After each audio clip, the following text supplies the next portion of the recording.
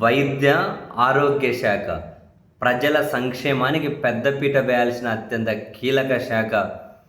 ఈ శాఖలో అవినీతి గురించి ఈరోజు ఒక ప్రధాన పత్రికలో పెద్దగా వచ్చిన కథనం చూసి నిజంగానే ముక్కను వేలేసుకున్నాను నేనైతే. కనీసం అవినీతి లేకుంటే అక్రమాలు చేయడానికి ఒక బార్డర్ లైన్ కూడా ఏమీ ఉండదా అని. ఇది చాలా కీలక శాఖ. ఇందులో ఏవైనా పరికరాలు కొనాలి అనుకుంటే వైద్య సేవలు మౌలిక సదుపాయాల అభివృద్ధి సంస్థ ఉంటుంది. ఇప్పుడు ఈ సంస్థలో ఉన్నటువంటి ఒక వైద్య శాఖ ఉన్నతాధికారి, కీలక నేతలు అట్లా కింద స్థాయి వరకు కమిషన్లు, లంచాలు, ఈ పరికరాలు కొనేకి కాంట్రాక్టర్ల నుంచి కమిషన్లు వసూలు చేయడం కోసం అని చెప్పి వీళ్ళ వసూళ్ళ డబ్బు కూడా పరికరాలు కొనే ఆ ధరల కాంట్రాక్ట్లోనే యాడ్ చేసి, ఫర్ ఎగ్జాంపుల్ ఇప్పుడు పరికరం 100 రూపాయలు ఉందనుకోండి, నాకు లంచం కావాలి, నాకు ఎంత కావాలి, నాకు 10 రూపాయలు కావాలి ఒక దాని మీద, నీకెంత కావాలి, వానికి ఒక 5, ఆ కిందోనికి ఎంత ఇవ్వాలి, వానికి ఒక 3, కిందోనికి ఎంత ఇవ్వాలి, వానికి ఒక 2, అట్లా ఇంకొక 25 రూపాయల వరకు పెరిగిందనుకో, 100 రూపాయలు 125 రూపాయల ధరకు కొనేసి ప్రభుత్వ సొమ్ము కాంట్రాక్టర్కి ఇచ్చి దాని నుంచి వీళ్ళు పంచుకుంటూ ఉన్నారట. అంటే అధిక ధరలో కొంటున్నారు అని. ఏ విధంగా ఆ విధంగా కొంటున్నారు అని చెప్పి చాలా పరికరాలు ఏ విధంగా కొన్నారని జీవోలతో సహా ఇచ్చారు. ఒకటి చూడండి, తమిళనాడు జీవో, ఏదది మమోగ్రఫీ అట. ఆ పరికరం, మమోగ్రఫీ పరికరాన్ని 83.20 లక్షలకు కొన్నింది తమిళనాడు ప్రభుత్వం. ఆ జీవో కూడా ఇచ్చారు 83.2 లక్షలకు.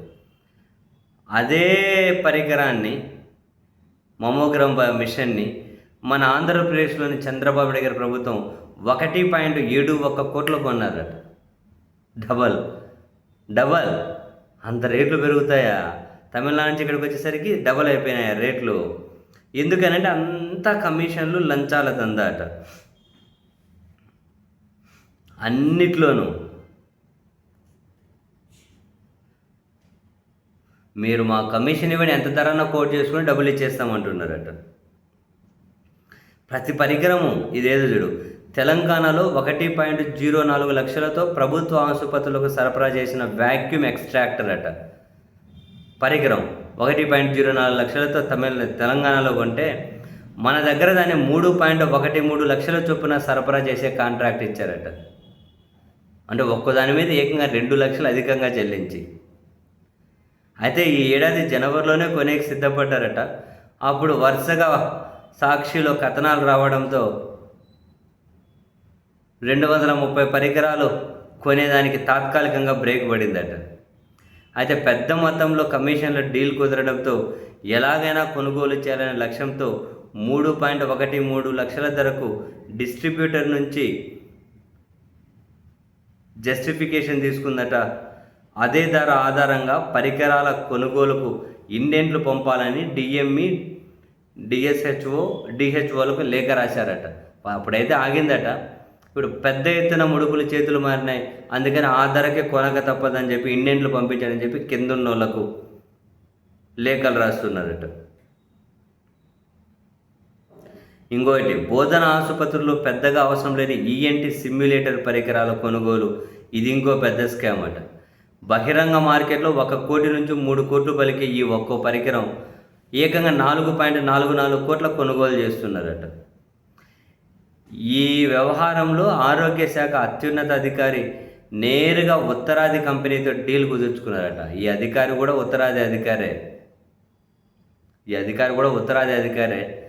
సో ఆయన నేరుగా డైరెక్ట్గా ఉత్తరాది కంపెనీలతో డీల్ కుదుర్చుకుంటూ ఉన్నాడట అధిక ధరలకు.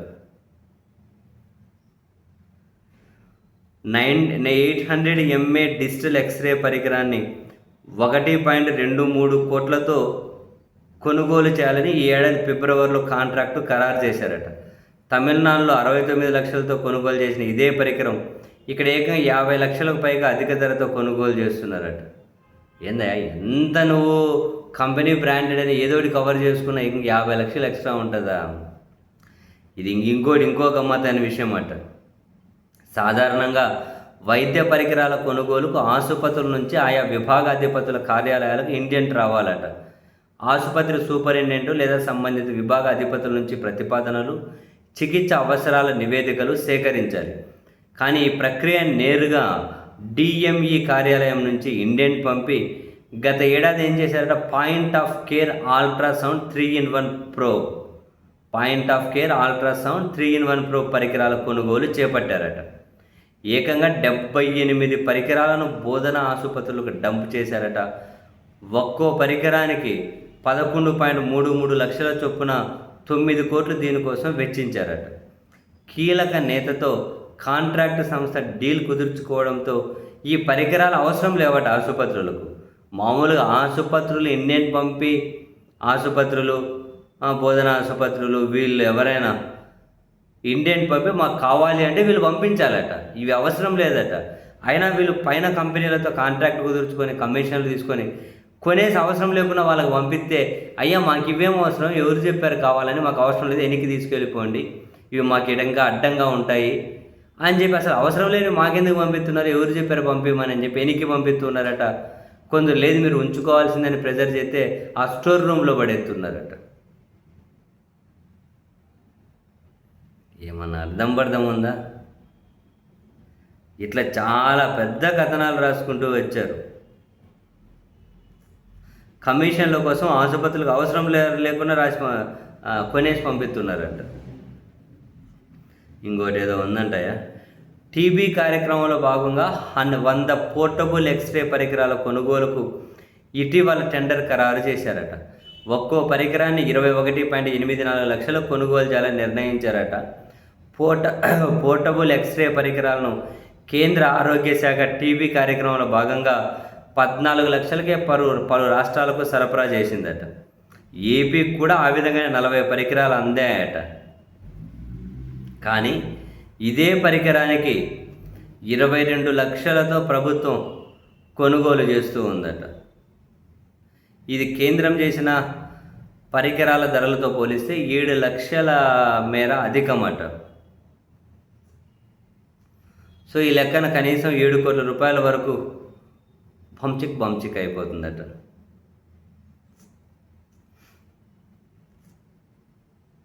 ఈ మోమోగ్రఫీ పరికరాలు అయితే ఇంకా దారుణం.